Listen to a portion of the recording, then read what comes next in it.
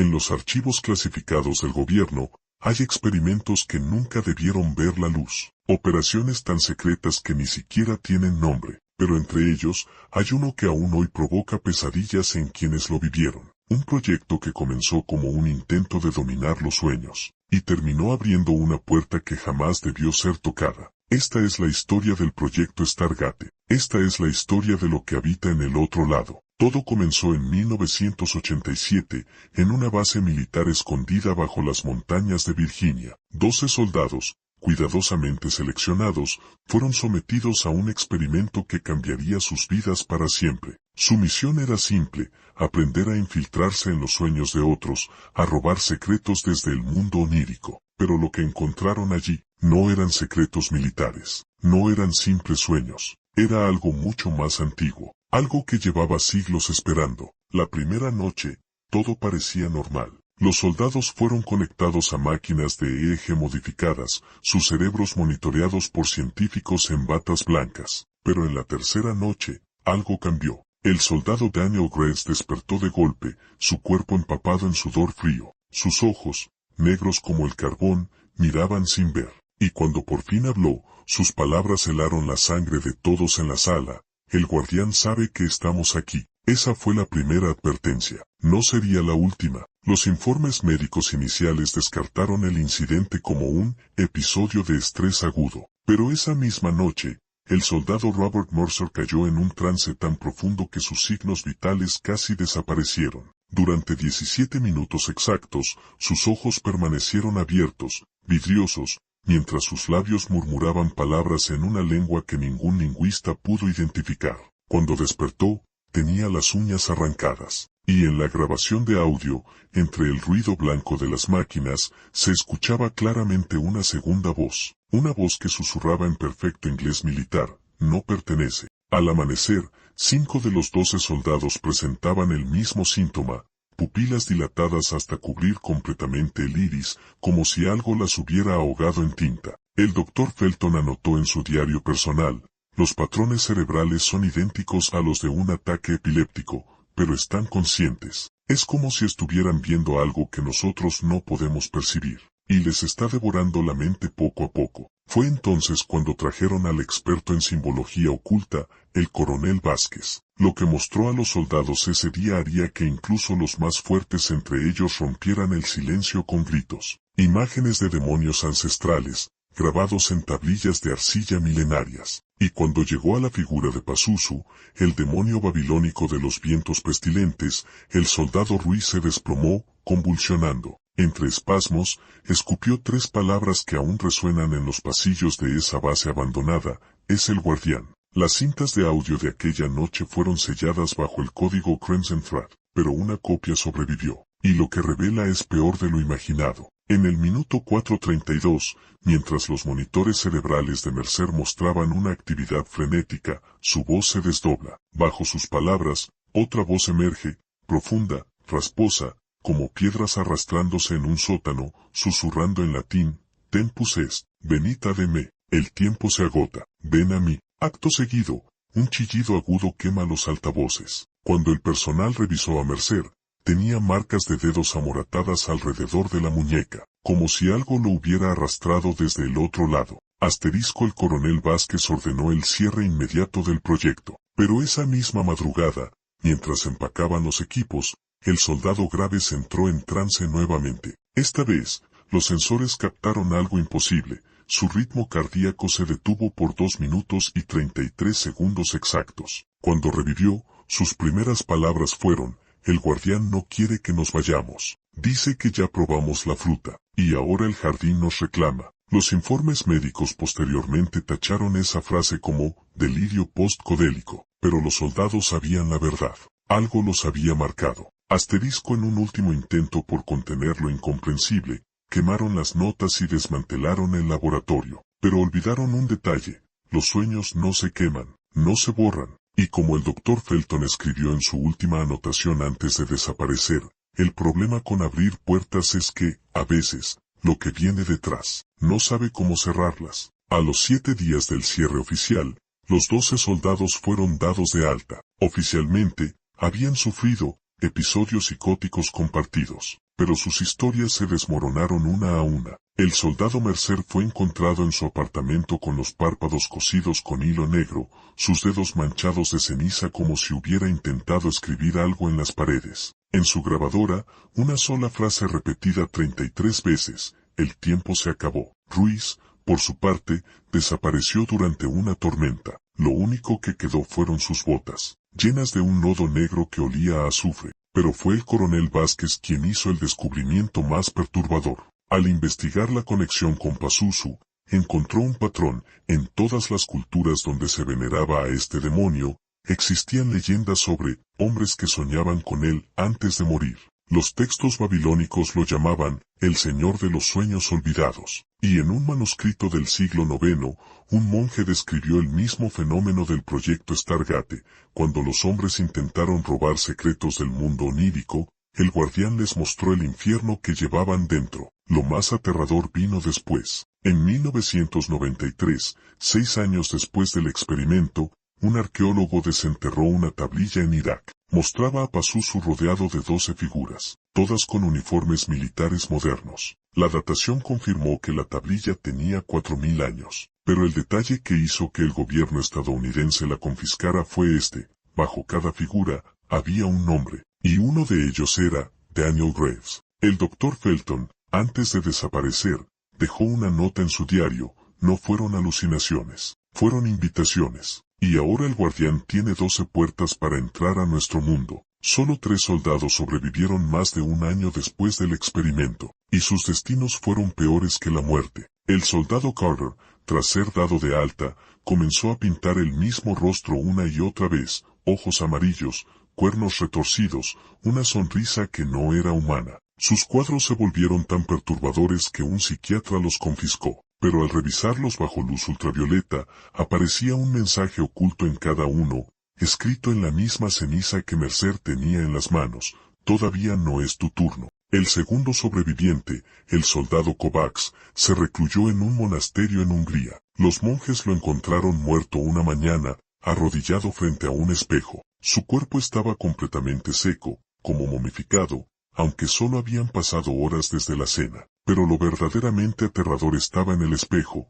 Mientras el cadáver de Kovacs mostraba una expresión de terror, su reflejo sonreía. El último fue Daniel Graves. Durante años, el gobierno lo mantuvo en una instalación de máxima seguridad, creyendo que estaba loco, hasta que una noche de 1994, Graves les demostró que el guardián era real. Sin motivo alguno, todos los sistemas de la base fallaron a las 3:33 de la mañana. Cuando recuperaron el poder, Graves había desaparecido. Solo quedó un mensaje escrito en la pared de su celda, con una sustancia negra y espesa que los análisis identificaron como sangre mezclada con un compuesto desconocido. Él me reclamó. Los demás son next. Durante los siguientes 5 años, cada aniversario del incidente, un exmiembro del proyecto Stargate moría en circunstancias imposibles. El coronel Vázquez se suicidó disparándose, pero la bala salió de fuera de su cráneo. El Dr. Felton se desvaneció frente a su esposa, como si alguien lo hubiera borrado de la realidad. Y el último, el técnico de sonido Harris, fue encontrado ahogado en un desierto, a 200 kilómetros del cuerpo de agua más cercano. El informe final, sellado bajo Ultra Top Secret, contenía solo una línea: el sujeto Graves tenía razón. No eran alucinaciones, eran advertencias. Y ahora el guardián tiene 12 puertas abiertas en este mundo. En los archivos desclasificados en 2018, bajo la sombra de una investigación del Congreso, apareció una fotografía que lo cambió todo: la tablilla babilónica original, grabada en arcilla hace 4,000 años, mostraba a Pazuzu rodeado de 12 figuras. Pero lo que no se había revelado antes era el texto que acompañaba la imagen. Traducido por un lingüista que luego desapareció, rezaba: estos son los primeros, vendrán más, y a través de ellos, yo caminaré otra vez. Los nombres bajo cada figura coincidían no solo con los soldados del proyecto Stargate, sino con otras víctimas a lo largo de la historia: un monje del siglo XII, una medium victoriana, un científico nazi. Todos habían muerto de formas grotescas después de describir encuentros con el guardián. como si Pazuzu hubiera estado cazando en los sueños humanos desde el principio de los tiempos. Pero la pregunta más aterradora seguía sin respuesta: ¿dónde estaba Daniel Graves? En 2007, un agente del FBI envió un correo cifrado antes de suicidarse: lo vi en Albuquerque. No ha envejecido. Llevaba la misma ropa que en 1994. Y sus ojos, Dios mío, sus ojos eran amarillos. El último avistamiento confirmado fue en 2016. Cámaras de seguridad de una base abandonada en Nevada captaron una figura alta y delgada parada frente a un espejo roto. Cuando el equipo de respuesta ingresó, encontraron dos cosas: un charco de ese mismo lodo negro que Ruiz dejó en sus botas, y una frase escrita en el polvo del piso: tengo hambre, pronto volveré a soñar. El diario de Daniel Graves fue encontrado en 2019, enterrado bajo 3 metros de tierra en el patio trasero de su casa abandonada. Las páginas, preservadas de manera antinatural, contenían una confesión que reescribía toda la historia del proyecto Stargate, porque Graves no era una víctima, sino un cómplice consciente. La primera entrada estaba fechada en 1985, 2 años antes del experimento. Soñé otra vez con el hombre de los ojos amarillos. Esta vez me mostró un lugar bajo las montañas, un laboratorio lleno de máquinas que leen sueños. Dijo que pronto me llevarían allí, que yo sería su puerta. Las páginas siguientes detallaban una preparación meticulosa. Graves dibujó símbolos que luego aparecerían en las paredes de la base militar. Copió nombres de futuros compañeros que aún no conocía. Incluso describió el incidente de Mercer antes de que ocurriera: cuando la voz hable a través de él, todos entenderán, pero será demasiado tarde. Asterisco. La última entrada, escrita horas antes de ingresar al proyecto, contenía una advertencia escalofriante: mañana dejaré que entre en mí. No es posesión, es un pacto. Él prometió que si obedezco, me dejará ver el mundo que viene, un lugar donde los sueños son la única realidad, y donde él es el rey. Firmado no como Daniel Graves, sino como de Primera Puerta. El diario de Graves no terminaba con su ingreso al proyecto. Las páginas finales, escritas con una mezcla de sangre y ceniza, detallaban lo que realmente ocurrió durante aquellas noches en el laboratorio. Mientras los otros soldados creían estar explorando sueños ajenos, Graves cumplía un ritual milenario. Cada noche, cuando los electrodos se activaban, yo recitaba las palabras que él me enseñó, no en voz alta, sino aquí, en el lugar donde los sueños se hunden más profundo. Los demás solo eran anzuelos, carnada para atraer a los 11 que él necesitaba, porque 12 son las puertas, pero solo una es la llave, y yo soy esa llave. La entrada más perturbadora estaba fechada el día antes de su desaparición. Una sola línea, escrita en un lenguaje que los lingüistas identificaron como proto-babilónico: la carne es débil, pero la sombra es eterna. Maestro, acepta este cuerpo y cumple tu promesa. Al pie de la página, un símbolo que solo aparecía en los altares de Pazuzu: un ojo dentro de un círculo de huesos. En 2001,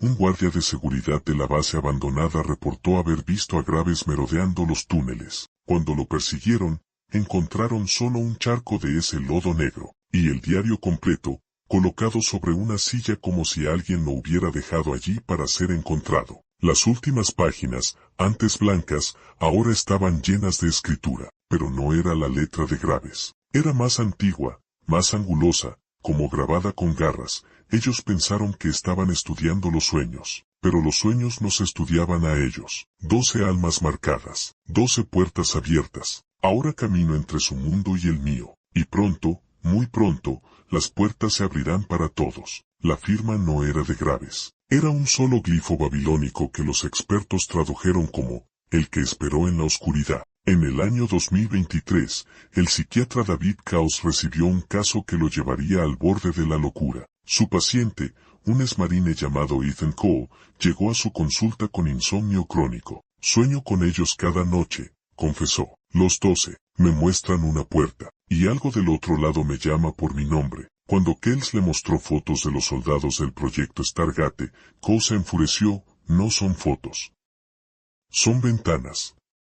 Él está usando sus caras para mirarnos.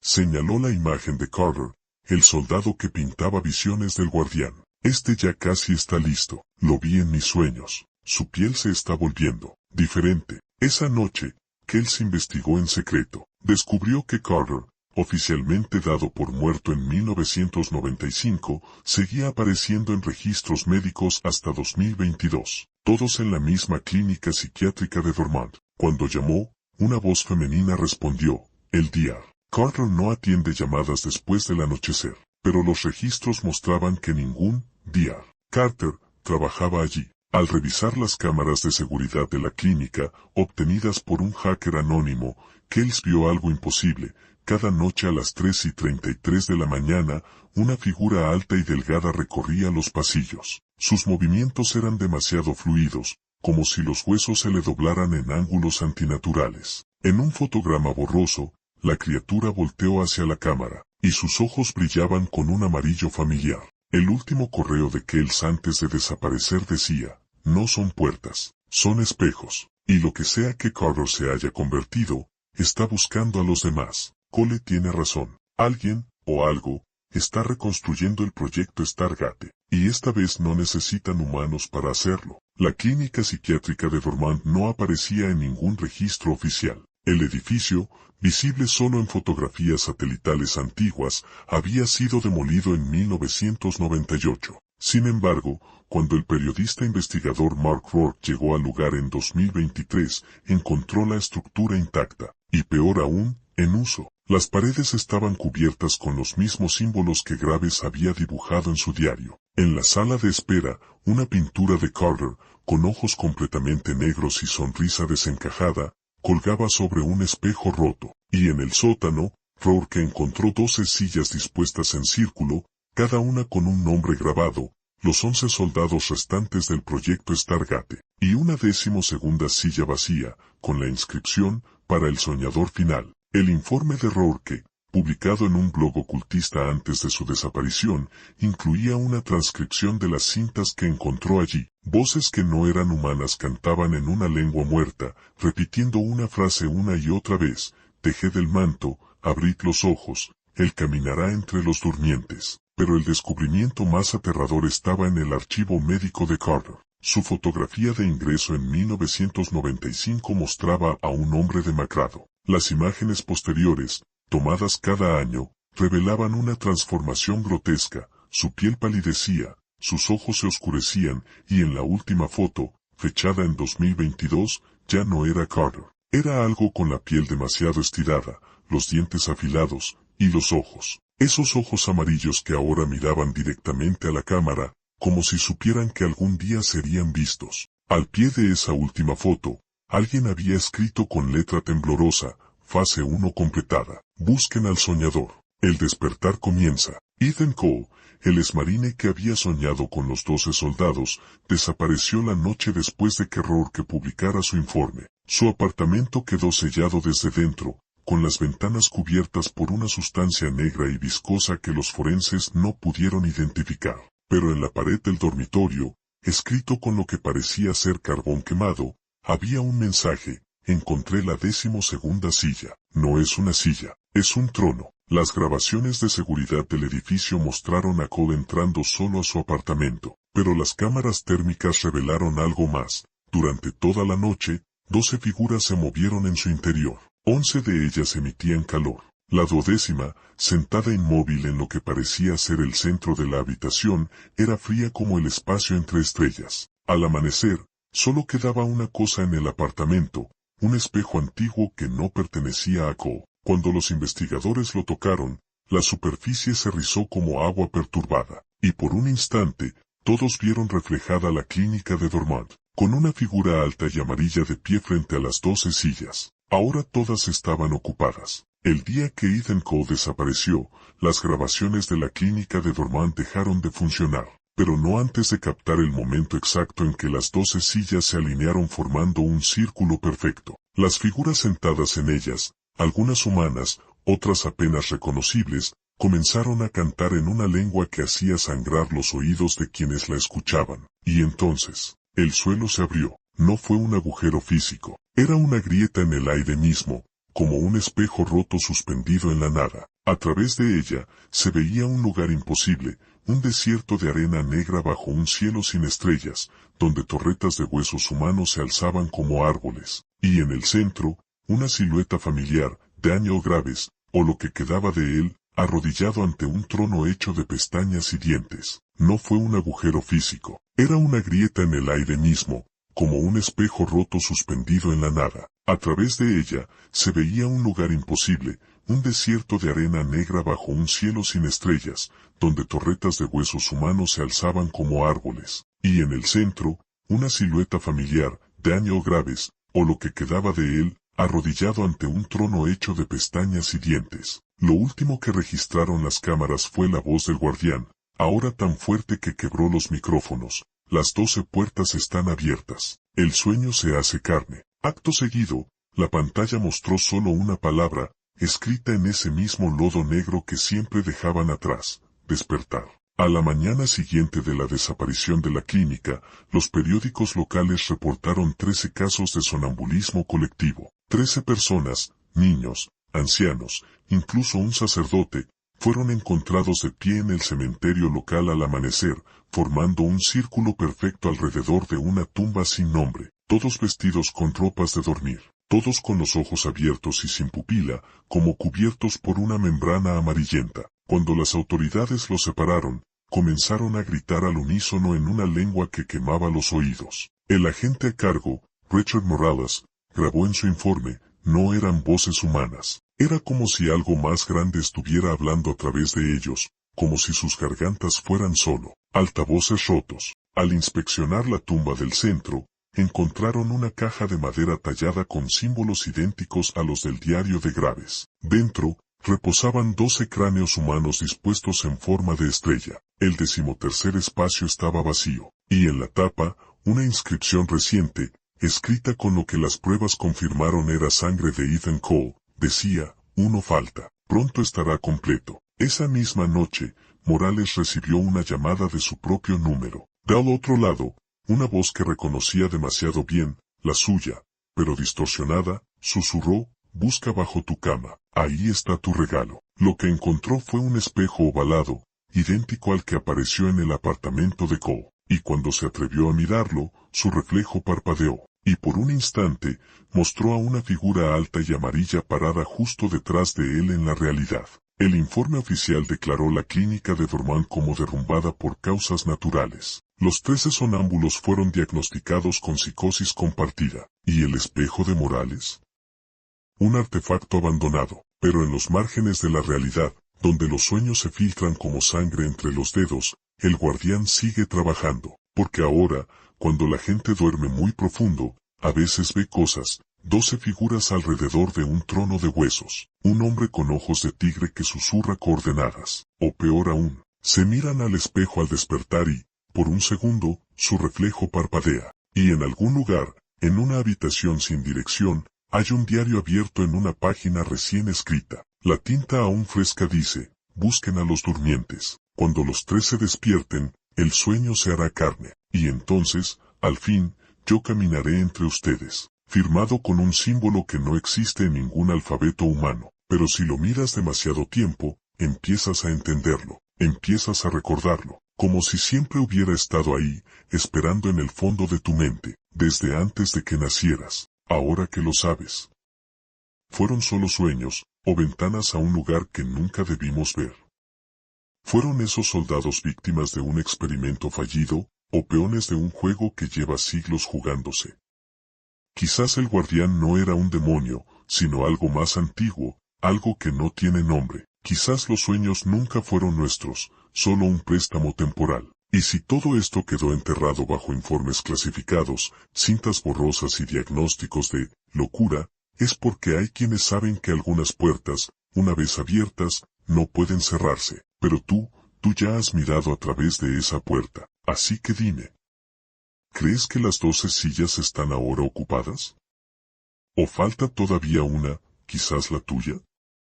Déjame tu teoría en los comentarios, antes de que anochezca. Dale like si te atreves a seguir explorando lo prohibido. Suscríbete, porque el diario invisible siempre guarda una última página. Y si alguna noche escuchas susurros a través de tu pantalla, recuerda, tú fuiste quien pidió conocer la verdad. Duerme bien.